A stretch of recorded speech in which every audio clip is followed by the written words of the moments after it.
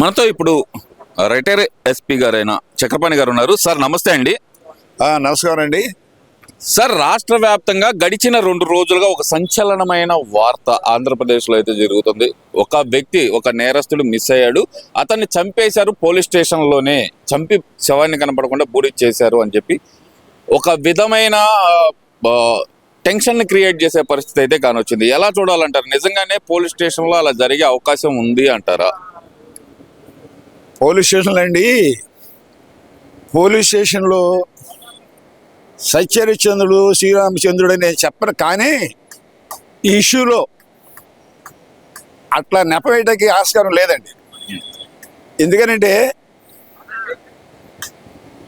నిప్పులేందే పొగరాదంటారు. ఇప్పుడు ఈ గాదే సాయికృష్ణ అనే ఆయన ఒక రౌడీ షీటర్, ఏజ్ సుమారు 23 సంవత్సరాలు ఉంటాయి. కృష్ణలంక ఏరియాలో ఉంటారు ఆయన. అతనికి రౌడీ షీట్ ఉంది. దాదాపు ఒక 20 కేసుల పైన పెండింగ్ ఉన్నాయి. మే 9న పోలీసులు తీసుకెళ్లారు అని వాళ్ళ తల్లిదండ్రులు కానీ, వాళ్ళ తండ్రి లేడు, తల్లి అంటారు. మే 9 తీసుకెళ్తే ఇప్పటి వరకు ఏమైనట్టు?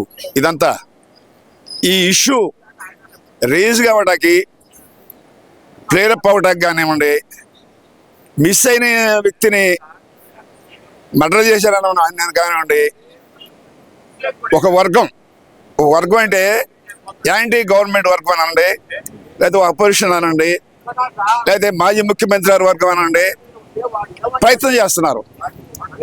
అయితే ఈ సాయి కృష్ణ అనే అతనికి ఒక 5 మేనమామలు ఉంటారు.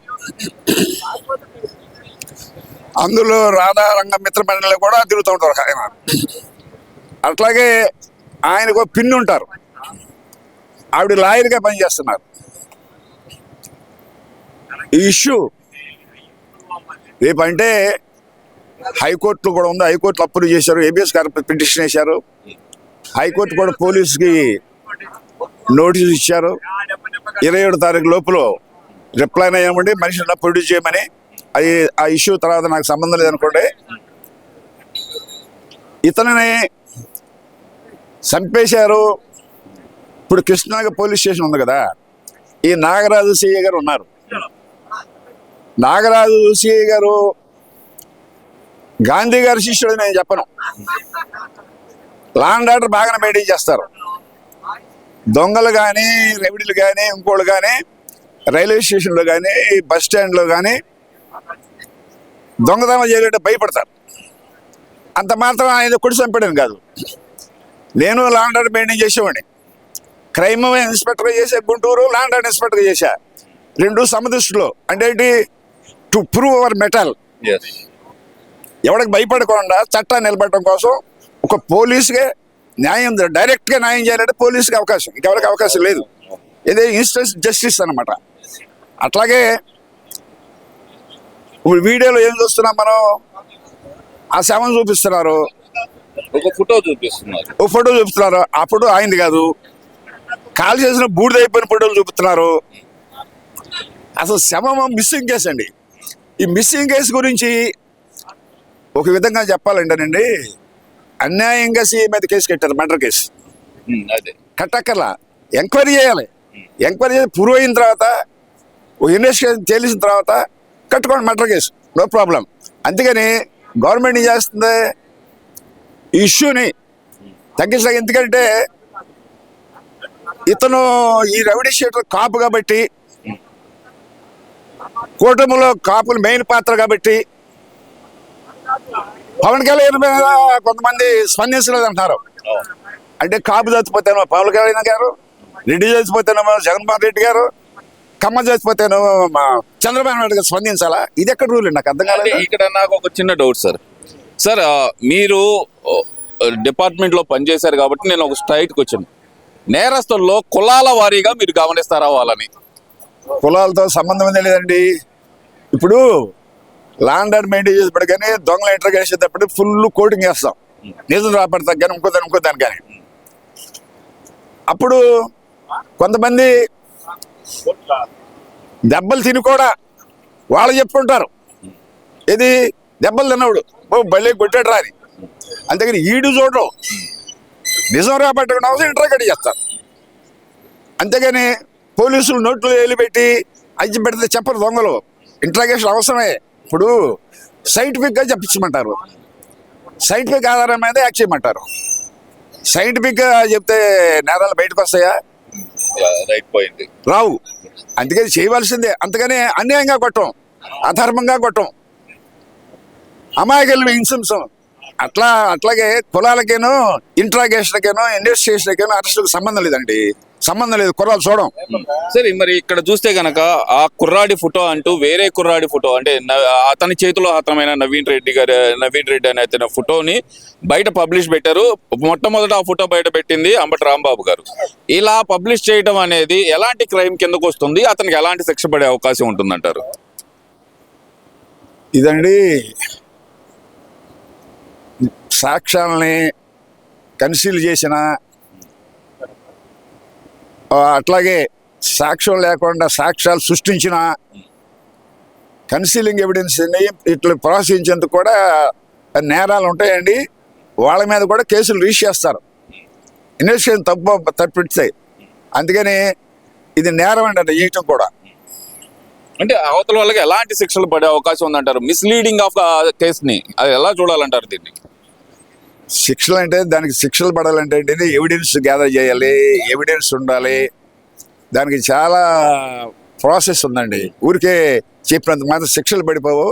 అయితే 7 సంవత్సరాల వరకు శిక్ష పడతారు దానికి 7 సంవత్సరాల వరకు ప్రూవ్ అయితే సాక్ష్యాలు టాంపరింగ్ కానీ లేదంటే క్రియేషన్ కానీ జరిగితే. అవునండి, అవునండి.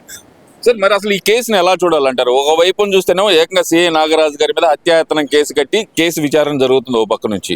మరో వైపును చూస్తేనేమో ప్రభుత్వం మాకు హామీ ఇచ్చింది, మేము తగు న్యాయం చేస్తామని చెప్పి దీన్ని రాజకీయ కోణంలో చూడొద్దని చెప్పి వాళ్ళ సాయి కృష్ణ తల్లి కానీ వాళ్ళ మేనమామ గారు కానీ చెప్తున్న పరిస్థితి. ఎలా చూడాలంటారు? ఇప్పుడు దీన్ని పూర్తిగా పొలిటికల్ యాంగిల్ తిరిగిన పరిస్థితి అయితే కానవస్తుంది ఈ కేసు. ఇది పొలిటికల్ యాంగిల్ తిరుగుతుందంటారా? లేదంటే గనక ఈ మొత్తం మీద సిఐ నాగరాజు గారి పాత్ర ఎంత ఉండబోతుంది అనుకోవచ్చు అంటారు? ఇప్పుడండి ముందేమన్నారు, టాస్క్ ఫోర్స్ వాళ్ళు తీసుకెళ్లారు, ఒక వదంతి పెట్టారు. అవును, టాస్క్ ఫోర్స్ వాళ్ళు విచారించారు. ఇవన్నీ తేల్చడం కోసం, నిజ నిజాలు తేల్చడం కోసం ఇన్వెస్టిగేషను ఒక ఏసీపీ గారికి ఇచ్చారు, మహిళా పోలీసు ఏసీపీ గారు. ఆ ఏసీపీ గారు అన్ని యాంగిల్స్లోనే విచారిస్తున్నారండి. ఇది రాజకీయ ప్రేరేపణ తప్పితే, రాజకీయంగా బురదలడం తప్పితే ఇది చంపింది లేదు. మేము తీసుకెళ్ళలేదని వాళ్ళు అంటున్నారు, తీసుకెళ్ళారని ఇంకోళ్ళు అంటున్నారు, టాస్క్ ఫోర్స్ వాళ్ళు తీసుకెళ్లారంటున్నారు. ఏం జరిగిందని నిజంగా వెయిట్ అండ్ సీ, తర్వాత తెలిసేయండి. ప్రస్తుతం మనం ఏమి చెప్పలేం. సరే, ఇవన్నీ ఒకే అనుకుందాం సార్.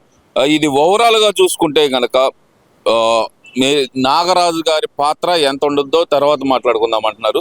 దీన్ని పొలిటికలైజ్ చేయటం, అలాగే ఒక కులాన్ని టార్గెట్ చేశారు, కాపు కులాన్ని టార్గెట్ చేశారని చెప్పి ప్రచారం చేయటం ఎంతవరకు కరెక్ట్ అంటారు అసలుకి దీన్ని? అంటే ఇక్కడ వాళ్ళు చెప్తున్న దాని ప్రకారం ఆ వర్గంలోనే రౌడీ షీటర్లు ఉన్నారు అన్నట్టు వాళ్ళు ప్రవర్తిస్తున్న తీరు ఎలా చూడాలంటారు?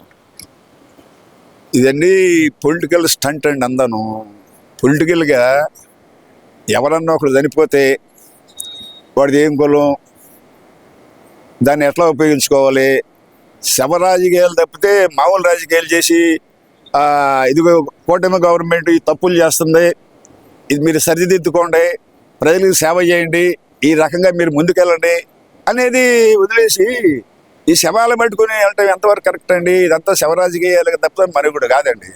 విజయవాడ సిపి రాజశేఖర్ గారిని విజయవాడ సిపి గారిని కూడా తప్పించేసేయాలి, అసలు ఈ కేసుని సిబిఐ ద్వారా విచారణ చేయాలి అనేది ఒక డిమాండ్ అయితే వినపడుతుందండి.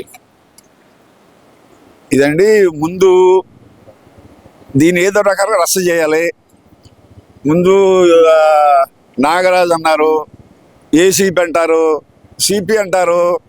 ఇప్పుడు ఏదో రకంగా దీన్ని ప్లేరప్ చేసి లబ్ధి పొందాలనే కదా అపోజిషన్. అది ఎవరైనా చేసే పని. అది ప్రస్తుతం అపోజిషన్ కూడా అదే పని చేస్తున్నారు. సిబిఐ విచారించదగ్గ కేసే అంటారా ఇది?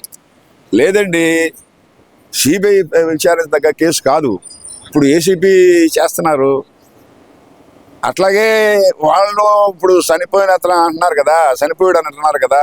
ఇప్పుడు గాదే శివకృష్ణ గారు, సాయి కృష్ణ, సాయి కృష్ణ గారికి కూడా, అతనికి కూడా బ్యాక్గ్రౌండ్ ఉంది.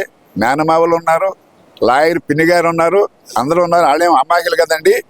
అది ఎట్లా ప్రొసీడ్ అవ్వాలి, ఏం చేయాలి వాళ్ళకి బాగా తెలుసండి. దాని ప్రకారం పోలీసు మీద నమ్మకం లేకపోతే వాళ్ళు చేస్తారు. పోలీసులు ఇన్వెస్టిగేషన్ చేస్తున్నారు కదా, దర్యాప్తు చేస్తున్నారు కదా. వాళ్ళు ఏం అడగట్లా, ఇదిగో ఈ అపోజిషన్ వాళ్ళు అడుగుతున్నారు.